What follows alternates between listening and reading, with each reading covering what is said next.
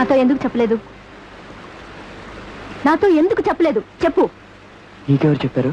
ఎవరు చెప్తే నీకెందుకు? నువ్వెందుకు చెప్పలేదు చెప్పు.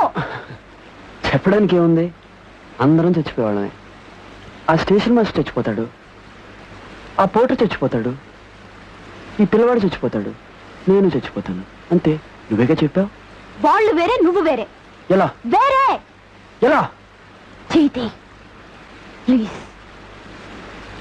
నన్ను వదిలే. నాకు అక్కర్లేదు, ఇక మీదట నువ్వు నన్ను చూడక్కర్లేదు. ఏమంటావు అనేది? వద్దు, ఇంకెప్పుడు వద్దు. మనిద్దరం కలుసుకోవద్దు.